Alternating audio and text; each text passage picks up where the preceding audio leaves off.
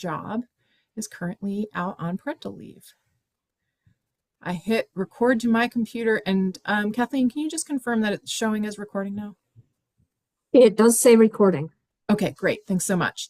All the presentation files this week, we'll convert them to PDFs and post them on the Don't Move Firewood website within the permission needs of our presenters. So if there's anything that is not appropriate to be posted onto the site, we'll pull that one or more slides off before we turn it into a PDF and post it.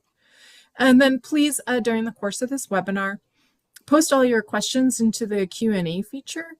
It's a lot easier to manage questions through the Q&A feature, and you can like upvote and close out the questions as you go, whereas it's way harder to keep track in the chat. So if everybody could be so kind to please try to use the Q&A feature for that.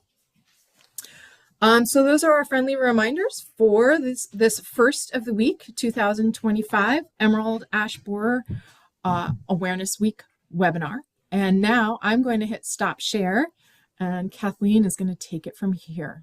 Thank you. All right, great.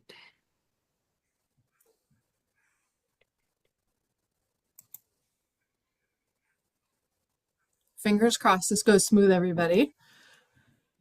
Oh, boom. Oh, wow, look at that. It remembered where I put the little box and everything. Awesome. Thank you so much for having me here today. I want to acknowledge my collaborators who are listed here, who have been essential to this research.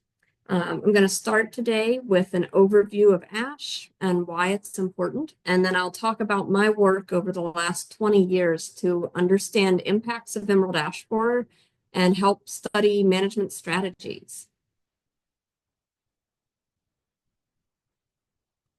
Ash is an ecologically, economically, and culturally important species.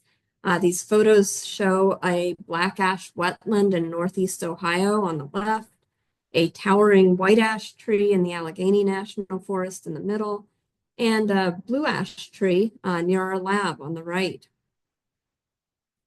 There are 16 different species of ash that inhabit North America, and we actually have 5 of them right here in Ohio where I'm studying ash.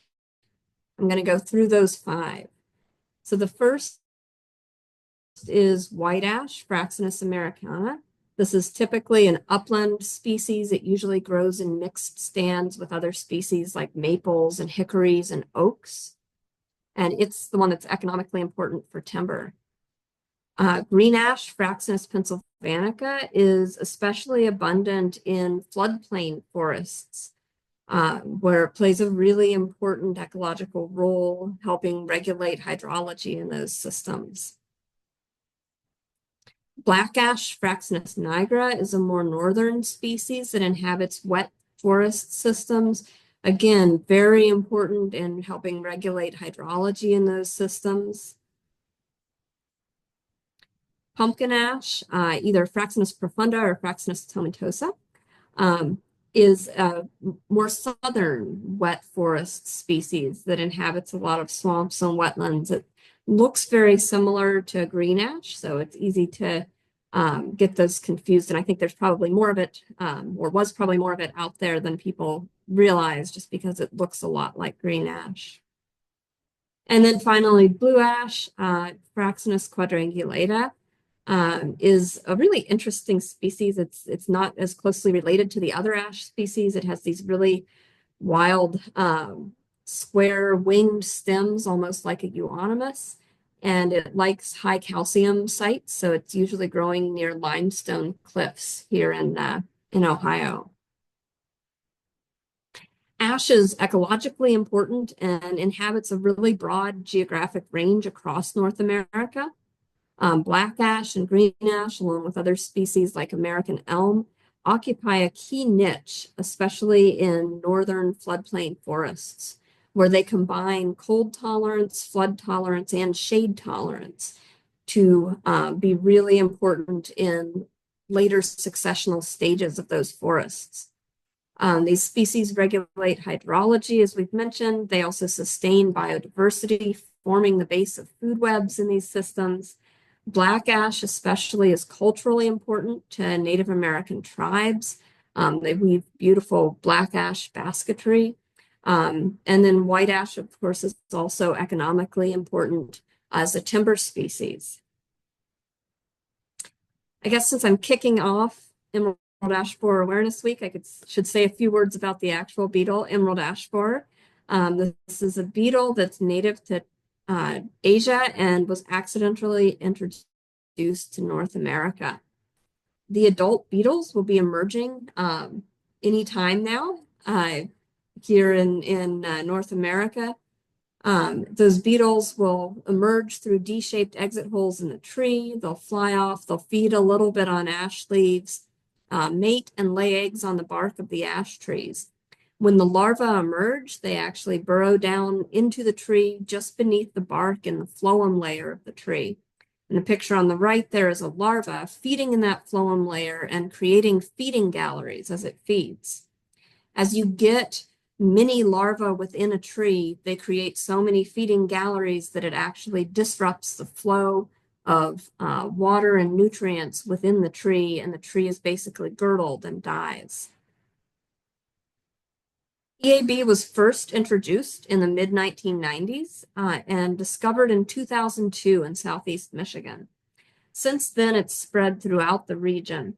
This map shows the distribution of ash that's kind of in gray, green, and yellow. And the distribution of EAB is in blue with the more recent detections in 2024 and 2025 in that light and dark purple color. It was detected in Northwest Ohio all the way back in 2003 and spread through the state over the following 10 years. So it's now been in Ohio for 2 decades. So we've really had a long time to study and understand it here. In order to manage forests that are impacted by EAB, we first have to understand the impacts of this pest. And those impacts are going to differ depending on which species of ash you're talking about and what kind of ecosystem it's in. We also have to understand the long-term dynamics of ash and emerald ash borer over time. And then to manage emerald ash borer, we can actually combine different strategies to achieve specific goals.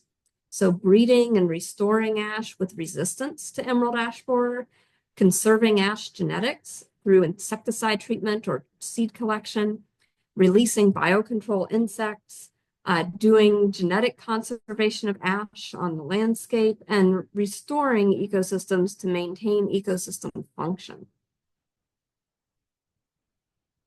Along with several collaborators listed here, I've been tracking the impacts of EAB in long-term monitoring sites in Ohio since 2005. These plots are in metro parks, state lands, and private lands, typically a small area of forest surrounded either by urban areas or agricultural areas. There were over 3,000 ash trees in the plots, representing all 5 ash species native to Ohio, and we tracked each tree individually over time.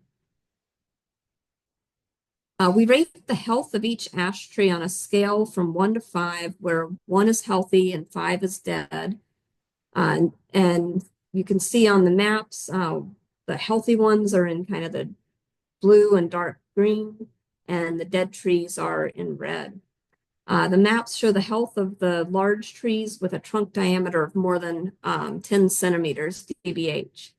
So we took the average of the health ratings for each site to color those dots. And you can see by 2008, we started having this pocket of mortality in Northwest Ohio. By 2011, that mortality had spread. In 2014, we had a lot of mortality in Central Ohio. And finally, by 2019, it had spread throughout my monitoring plots. There are a few healthy ones that I'll talk about later with some blue ash. While EAB is capable of infesting ash trees all the way down to 2 centimeters dBH and greater, it seems to prefer trees that are at least 7 to 10 centimeters dBH. Here's the diameter distribution of the trees before and after mortality from EAB, and you can see this extreme mortality of the larger ash trees. The 2007 diameter distribution graph is on the left, and 2019 is on the right. And on the y-axis of each of these is the initial dBH of those trees in centimeters. The diameter of breast height, I should define that, is the trunk diameter of the tree. So if you were hugging the tree, that's the diameter that you're hugging around. And you can see that there are a lot more smaller trees than larger trees initially, but we do have trees represented in all of these different diameter classes.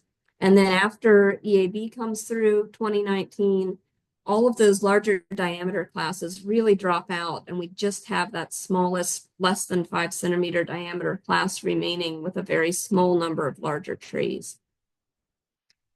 We did see species differences in those diameter impacts. There are very few large surviving black ash, and almost all the surviving ash that are more than 30 centimeters are blue ash.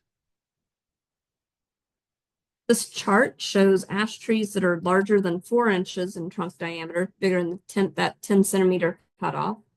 White ash, black ash, and green ash were all highly susceptible to EAB. But blue ash had a much lower mortality. This is back in 2019. So you can see, over 90% mortality for all 3 of the other species, and then blue ash is down at 28% mortality. And this blue ash is really interesting. This is the longest infested blue ash site in my monitoring plots in Southwest Ohio. This had both blue ash and white ash growing in the forest. And on the y-axis is that ash canopy health, where 1 is healthy and 5 is dead.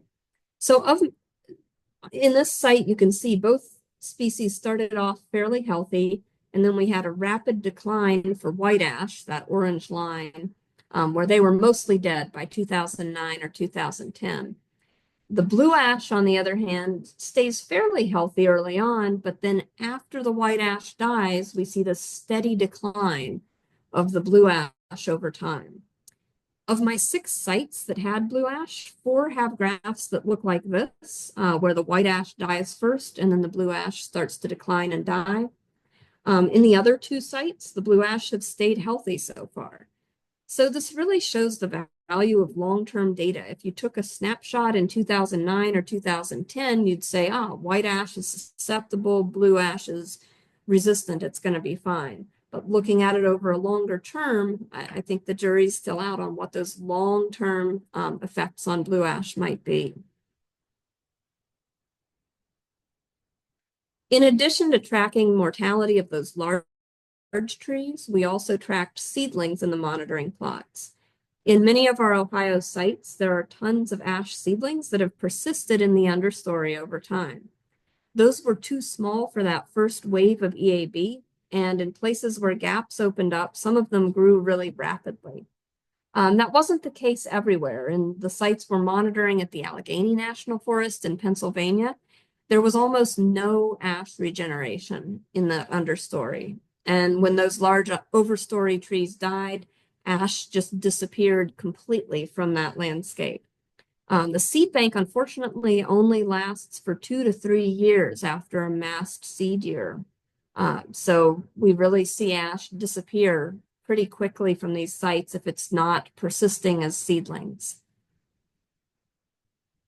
We've also been tracking EAB populations over time using those purple panel sticky traps that you may have seen at several sites in Northwest Ohio and Central Ohio. So this is a picture of some emerald ash borers stuck to the trap and a picture of the trap hanging in an ash tree. So this shows the population dynamics of EAB over time. Northwest Ohio, which was infested first, is the orange circles, and Central Ohio is the blue triangles. So the EAB populations peak during that first wave, around the time that we hit 50% mortality of the ash trees. So Northwest Ohio was peaking back in 2008, Central Ohio in 2012. Then the ash borer populations crash because almost all the ash trees have been killed, and they've eliminated pretty much all of their food source. However, unfortunately, the EAB populations do persist at low levels. And starting in 2021, we've seen a second, much smaller wave of EAB in sites that had ash trees large enough for EAB to infest. So what does this look like long-term for the ash populations? As we've seen, EAB kills most of the larger trees.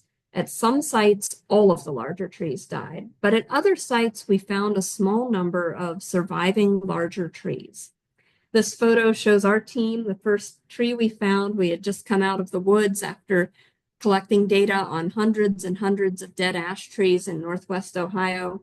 And on the way back to the car, one of our interns, Kyle, said, "Hey, isn't that an ash tree?" And it was this beautiful, healthy ash tree growing right by the road. And that was when we started really looking hard for these rare surviving trees.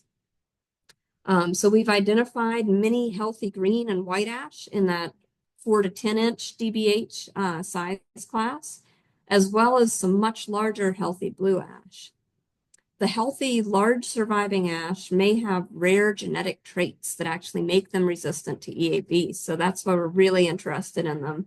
They form the basis for our tree breeding, resistance breeding program. There's also in these sites many smaller ash that were too small for EAB during that first wave, and they continue to grow over time. So some of those grow into larger size classes where they become susceptible. And so we're seeing ash mortality during that second wave of EAB, both of some of these surviving lingering ash as well as these smaller ash that have grown into larger size classes. So in terms of that EAB impacts research, there's several management implications. The first is that ash mortality and EAB population dynamics seem to follow a really predictable pattern. And that actually allows managers to plan for their management actions once EAB is discovered in a new area. So underplanting, removal of hazard trees, treatments of invasives, these kind of things that people may want to do as their forests become infested. EAB does remain a threat. It doesn't go away after that first wave, unfortunately. And we see that most ash trees over 4 inches DBH die, though there are some rare larger trees that do survive. So how do we respond to invasive pests like EAB? It's likely to have devastating ecological and economic impacts as it continues to spread across the range of these multiple species of ash trees. The answer is that we can combine different science-based strategies in situation-specific ways through an integrated pest management framework. And what I mean by that is, our goal is reduced pest impacts, and we can use all of these different kinds of strategies. So I'll briefly go through each of these, and then I'll dive a little more in depth into our work on ash resistance breeding, insecticide protection for genetic conservation, and restoration. So the first set of strategies are preventative strategies. So this is slowing or preventing the spread of emerald ash borer, encouraging people to not move firewood long distances, doing risk mapping types of exercises to understand where we need to really target our efforts. The second area is what we call cultural control. This has to do with resistance breeding. So this is a picture of a healthy, surviving large ash tree right next to a dead tree. So finding these survivors and doing resistance testing and breeding, as well as any silvicultural practices that might help. Biological controls, biocontrol. So this consists of introduced or native parasitoids or predators that actually feed on and kill those EAB adults or larvae.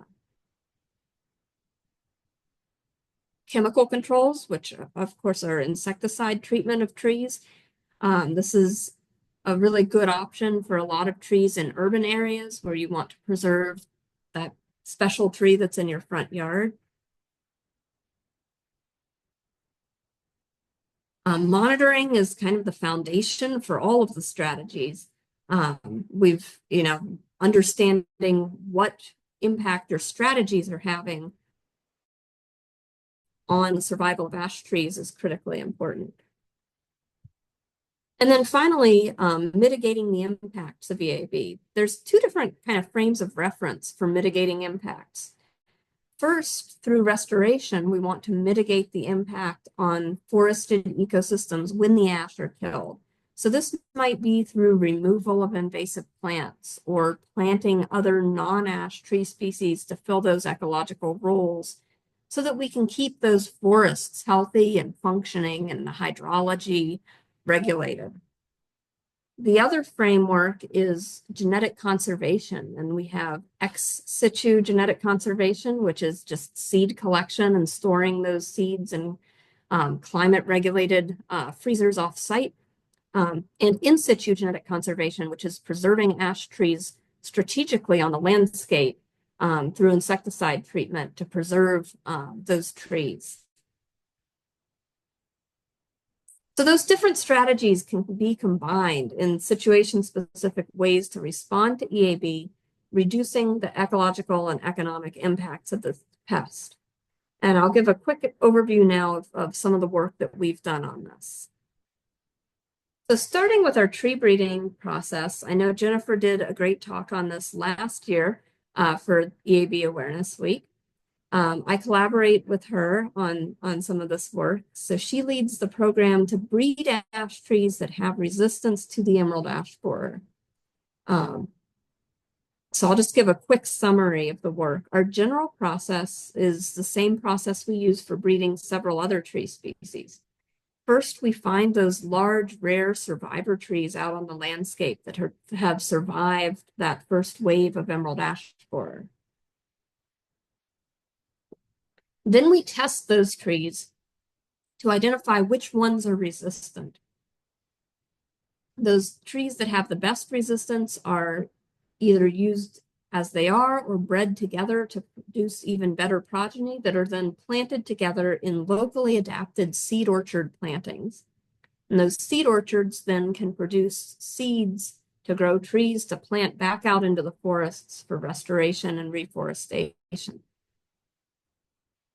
The way that Jennifer goes about this is first we work with partners to identify surviving ash trees of interest to the program, which we call lingering ash, and we propagate those trees. The bottom left picture is the grafting that Jennifer does to propagate those trees and make a bunch of genetically identical copies from some small branches from the original tree.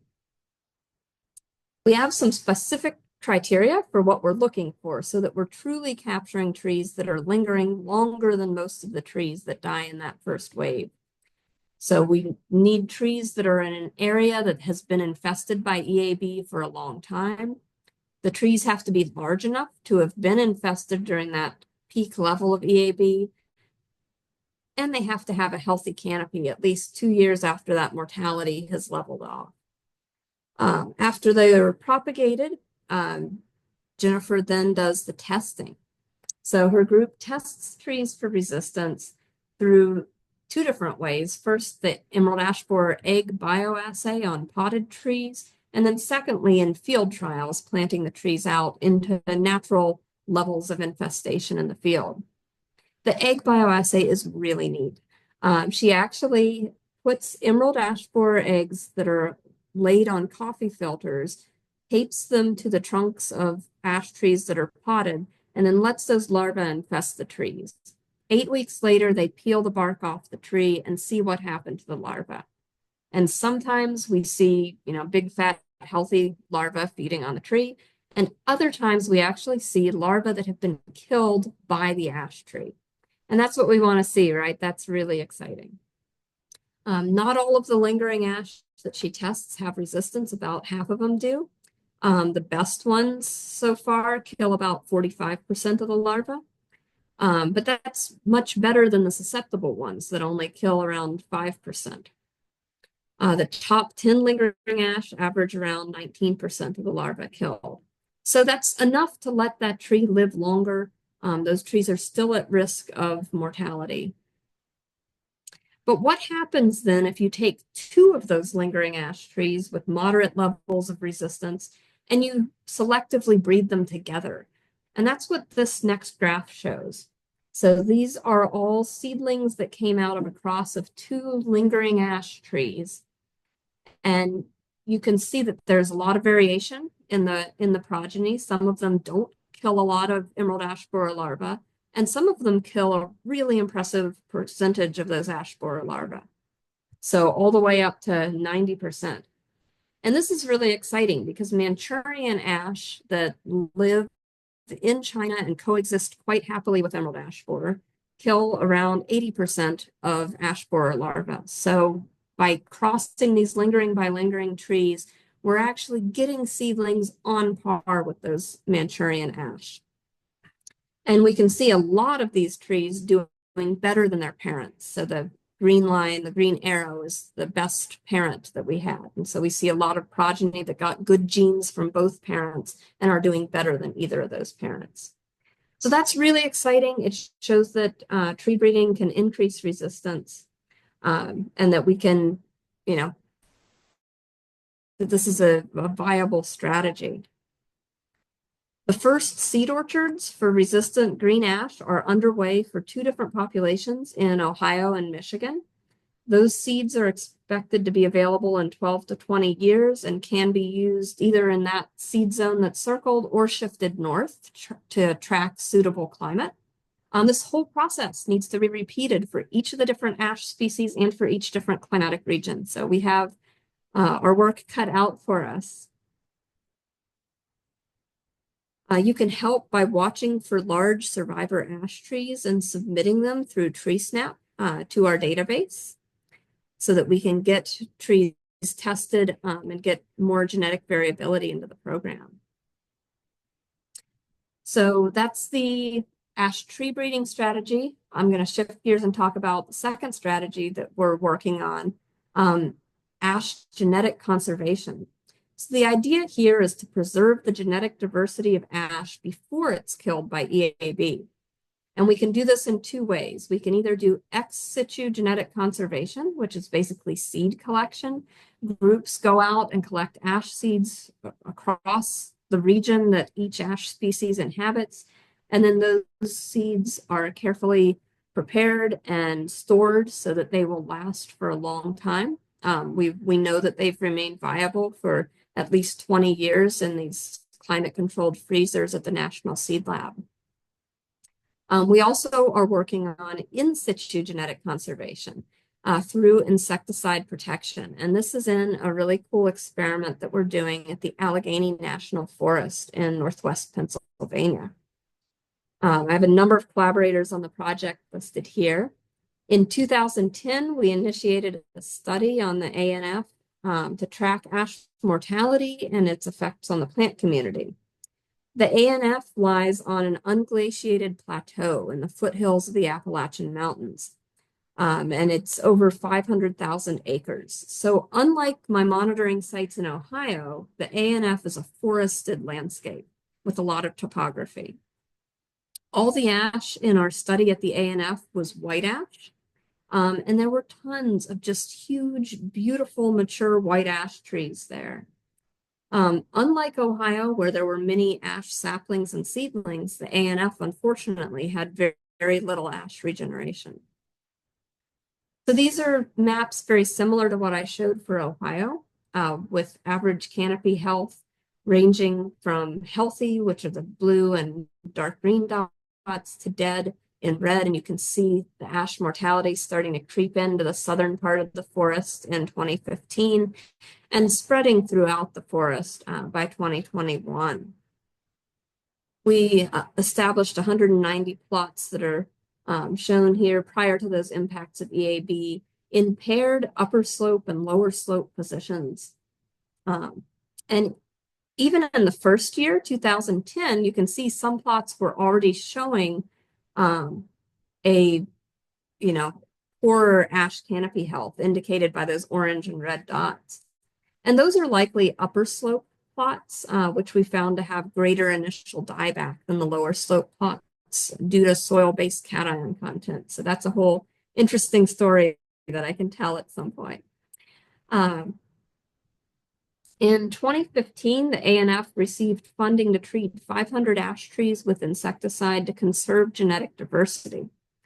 We formed an advisory group to determine that treatment strategy, and we chose to treat 27 large plots across the parts of the forest where ash was still healthy, and randomly selecting 20 trees in each plot to treat with imamectin benzoate. So those trees have now been retreated every 3 years after that. And those plots included both upper slope and lower slope sites across a very wide range of ash densities.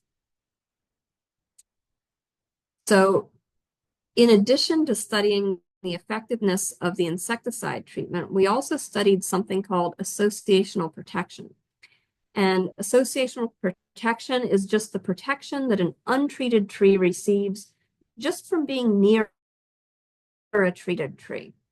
And in this picture, we have a treated tree right next to an untreated tree. They're not all like that. That's just made for a nice picture. They're usually spaced a lot more widely.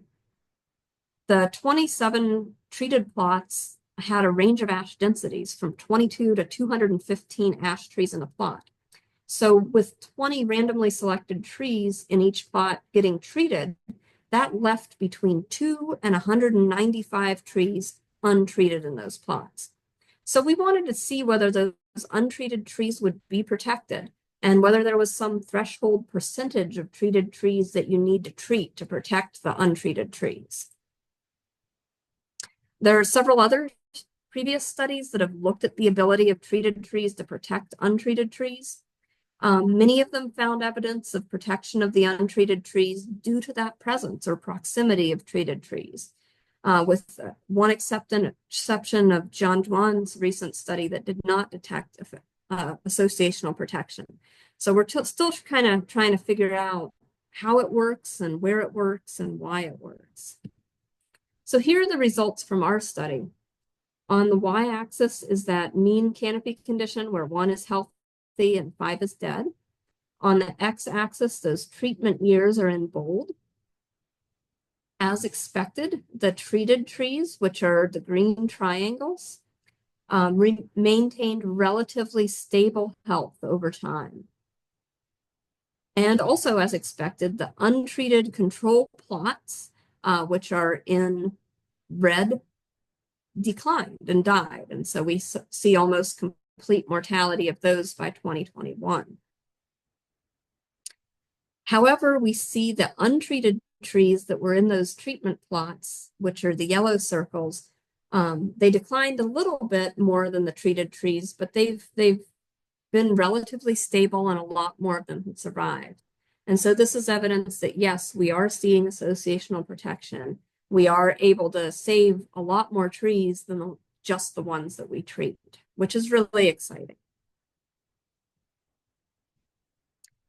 So doing some genetic analyses, we found that we actually conserved 97% of the genetic diversity of white ash on the ANF just by treating those 20 trees in each of 27 plots through the forest, which is, it just blows my mind that you know, you can treat such a small fraction of the trees and yet conserve that genetic diversity.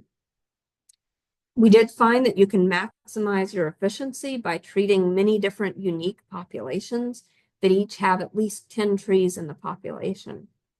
And of course, that insecticide is most successful in trees that were healthy at the time that we started treating them. That way they're able to move that insecticide throughout the tree. And most excitingly, we found that insecticide treatment does seem to provide protection for untreated nearby trees.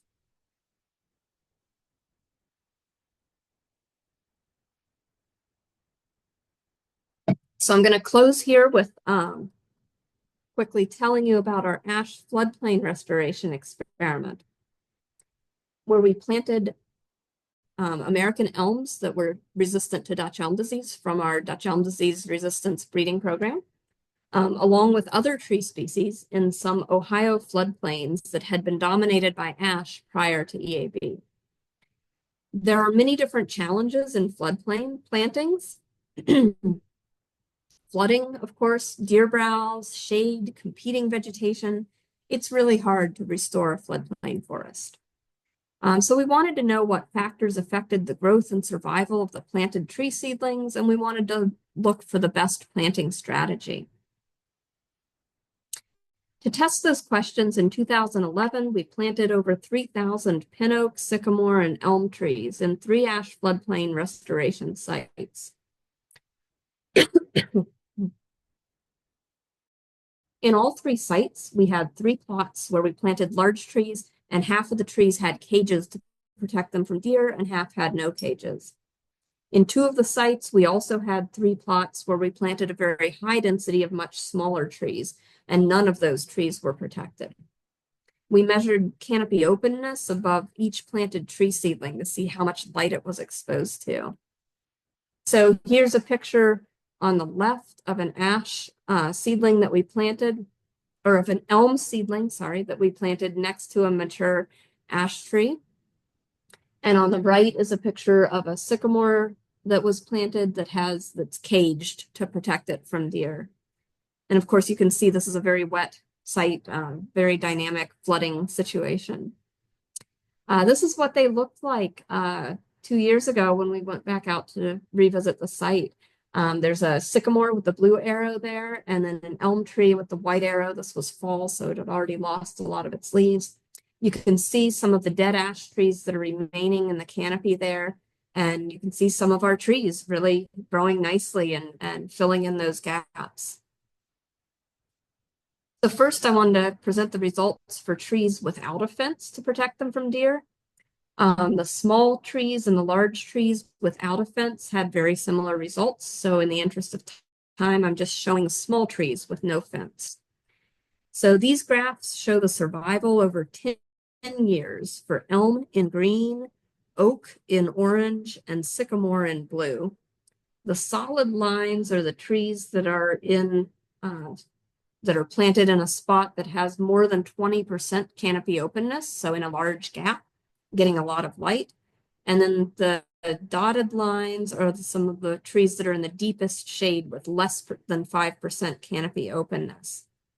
So all 3 tree species had better survival at the higher canopy openness in big canopy gaps where the understory trees were getting high light levels. At the high light levels, the sycamore had the best survival with 80% surviving after 10 years, and the elm and the oak were around 40%. At the lowest light levels, all 3 species had almost no surviving trees after 10 years. So that's how the small trees with no fences survive. But then the next question is, how did they grow? So this is a graph of the height of the trees over that 10-year period. And you can see the sycamore in blue, these are just the highlight ones, really took off between year 3 and year 10. They're over 6 meters tall on average.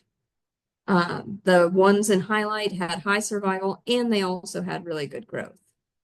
Unfortunately, though, looking at the elms and the oak trees, the elms are basically a flat line with no growth over that 10-year period. They're just getting repeatedly browsed and not getting above the competing vegetation. So then what happens when we put a fence around them and protect them from that deer browse? So here are the results for fenced large trees. For elm, the top left graph in green, we see 10-year survival rates of 30 to 60%, with good survival across all 4 initial light levels, and slightly better performance at intermediate light levels. For the pin oak in orange, the top right graph, we see 50% survival in high light and 10 to 40% survival in intermediate and low light. And then for the sycamore in blue on the bottom there, once again, there's excellent survival in high light and very poor survival in low light.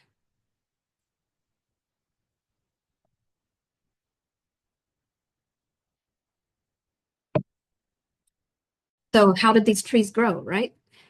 With protection from deer, all of the surviving trees are growing and getting above that competing vegetation and above the floodwaters as well, which is really helpful for the trees. The sycamores are still the rock stars, especially in highlight, but the elms are doing really well there in green, getting over 5 meters tall, and so are many oaks. They're growing nicely. So the main conclusions of this project were that the Dutch elm disease tolerant elm and pin oak performed well in these ash floodplain restoration plantings when you protected them from deer. The sycamore performs extremely well in either moderate or high light, with or without deer protection. And this really demonstrates that we can plant other species, use underplanting strategies to preserve or restore function in these floodplains that are impacted by EAB. So zooming out overall, big picture, understanding impacts of emerald ash borer on forest ecosystems and long-term population dynamics of ash and emerald ash borer allows for management planning.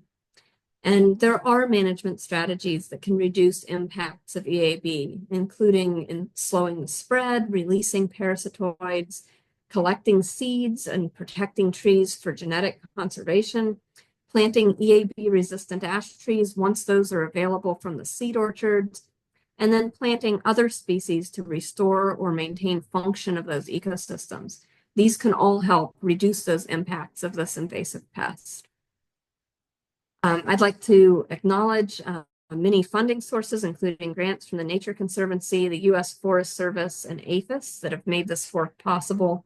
We work closely with many wonderful partners, including folks at the Nature Conservancy, Holden Arboretum, the National Forest System, and state and private tribal forestry, university research partners like Jason Kilgore at Washington and Jefferson College, who works with me on the ANF. And we also want to thank the many different sites that have hosted these projects on their lands and collaborated with us. Also like to thank, we've had over 50 summer interns that have helped with this work over time, and we couldn't have done it without them. So at this point, thank you so much for tuning in, and I can take any questions. Thanks, Kathleen. That was outstanding. Such great information. And I loved the part at the end about what to plant underneath and how important deer can be. That was an added bonus and really, really cool. We do have one person who's patiently waited with their hand up. So let's start with them if they're still interested. Carrie Backlund. I am actually not sure how I make it so you can talk. Is there a button there? That you can find or someone else can find? Sorry for not being the bestest at our... oh, here we go. I can hit this button. That should do it. Carrie, you should be able to take yourself off of mute when you're ready to ask your question if you'd like. Also, if you haven't accidentally stepped away from your computer at the wrong precise moment, which does happen. Might have happened, but we'll see. So the other question that I just saw in the Q&A was just to please confirm that the presentation will be available on YouTube. Yes, the presentations will be available on YouTube, as well as we put any slides that are permissible by our presenters in a PDF format on the page that I put into the chat. So for some of our presenters, we might pull out a couple slides at their request, but most of the time we put up all the slides if that's permissible. So does anybody else have a question or comment for Kathleen besides more compliments on how awesome that was?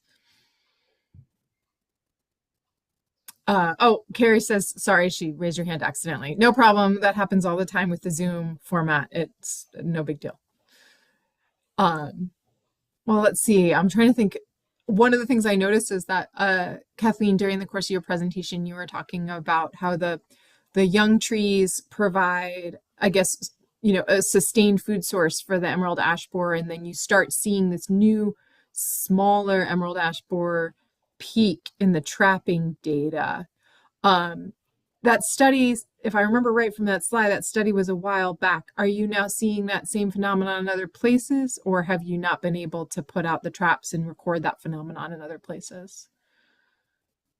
Yeah, we've continued to put out traps in those sites, and we do see still, slightly elevated levels.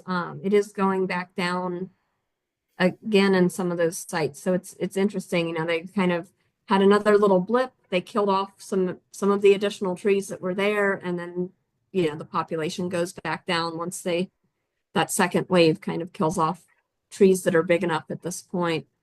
We haven't done any trapping at the Allegheny National Forest, but I don't expect to see a second wave in sites where there are no ash trees. So we haven't been trapping there just because there isn't any ash to hang our traps in, and you have to hang them in ash trees at a lot of these sites.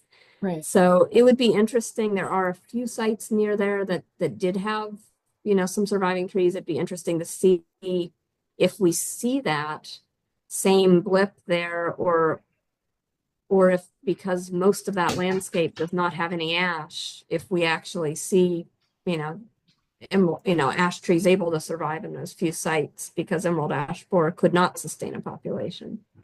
But we Right. haven't been able to trap out there at this point. Sure. And that would be a great place to put in the future some of the more emerald ash borer resilient ash trees from Jennifer Cook's experiments, because then they would have low insect attack Yeah. In those areas that already have lower insects, which is good. Right. Yeah. Okay, so we did get two good questions, and I'm going to just read them out loud because of the format makes it easier that way. So the first question from what's labeled anonymous attendee is, did the treated trees kill the majority, preventing larvae from moving on to additional trees from your research? And could this be a targeted approach with a limited budget? So we're not exactly sure what the mechanism is for associational protection. We're still trying to figure out exactly how that works. Certainly, any larva that tried to feed on those treated trees were likely killed and did not produce adults. So it's, it could be kind of locally just depressing the whole population of emerald ash borer. And if those ash borers continue to be attracted to those treated trees, that could be one way that it's providing protection. Awesome. I think it does sound, the second part of that question, could it be a targeted approach with a limited budget? It sounded to me like it's got a lot of promise, but maybe is not quite ready to be formalized. We don't have like guidelines yet for that, but it certainly could be a future approach with a limited budget for targeted treatment. Yeah, and we're working on, some guidelines combining several of our different studies. Those results to help people, get the most bang for their buck to be able to preserve trees with a limited budget. So we're kind of working on combining all of the knowledge from the different experiments to say, here are some considerations you should think about if you want to conserve trees through insecticide protection. If you have a really limited budget, the cheapest thing to do is to collect seeds. And because that's just a one-time thing, you don't have to retreat every 3 years for forever and deal with those ash borer populations long term. So, I think that's the lowest budget solution, is to collect seeds and preserve those. Right. Great. So we have one other question that I kind of know the answer to, but I'm going to let you tackle it first, Kathleen. So Bruce Moulton asks, are you aware of any studies on the Oregon white ash populations within recently identified emerald ash borer areas in the Pacific Northwest? Yes. So yes, they're doing a lot of work on those, in fact, really being proactive and starting to look for resistance in those trees populations and really start, it took us a while to find those first lingering ash and to get, to ramp up that research, and they're benefiting from that and hitting the ground running. Jennifer Cook has been collaborating closely with people out there to really get that research going immediately, after they found emerald ash borer out there. I don't know, Lee, if you have any other specifics to add.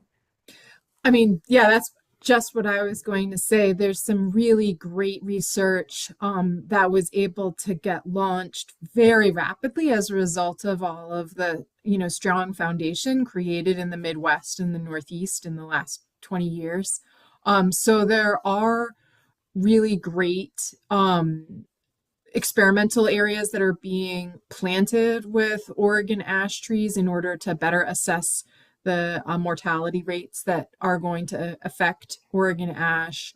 I see somebody's kicking in with Matt Mills from Oregon Department of Forestry. Hey, thanks for saving us, Matt. He is saving that. He said that Oregon will be planting 4 plots of 1,000 to 1,200 samplings just this fall. So really cool experiments going on out there. And it's important to remember too, I always try to think about this, there's experiments that can help protect standing ash in the forest that you want to protect today. So things like association protection or just straight, making sure you're using the best possible pesticide treatment and so forth. And then there's experiments that look towards the future of breeding resilient ash trees. And those today don't help a single standing tree in the forest, but they do serve a totally different goal that is also very, very important. So there's a bunch of different types of studies and experiments with types of different goals that are going on both in Oregon and across the eastern United States. So just important to keep that in mind, that they often have different techniques and goals because they're really, really different studies. So thanks for piping up, Matt. If anybody has additional questions about Oregon ash, I would be happy to forward you on to the right folks in Oregon, such as Matt Mills and Wyatt Williams and a few other really great folks that we work with, Richard Snesko with the U.S. Forest Service, etc. We don't have a presentation from them this year, but I think we did last year. We are running low on time, so I'm just going to have the last question be the one that Amber Coates brought in. It's a quick one, I think, for Kathleen. And Amber asks, is there information on associated protection available? Yeah, so we'll be hopefully publishing our study on the Allegheny National Forest soon. We're very close to submitting that paper for publication. And then, the other folks who've done research on it, there are several other papers published that I cited earlier in the study. So those are out there. And then I'll be working on over the next year or two a paper that kind of brings in all of the different research and kind of puts it in practical terms of, how can we use this? What considerations should we have for if we want to try this in our forest? That's great. So some information is coming out now, and then in the next year or two, you're hoping for a lot of really good public-facing information and guidance. That's fantastic. Yep. Well, on that positive note, looking towards the future, Kathleen, thanks so much for being our first webinar of the week. You did an awesome job. Thank you. Friendly reminder to everybody, there's a link in the chat where you can sign up for additional webinars. In an hour, we'll be starting another one on social media messaging for firewood behavior change. And then there's 2 more in the rest of the week. And everybody, please have a great day. And thank you very much again. Well, thank you.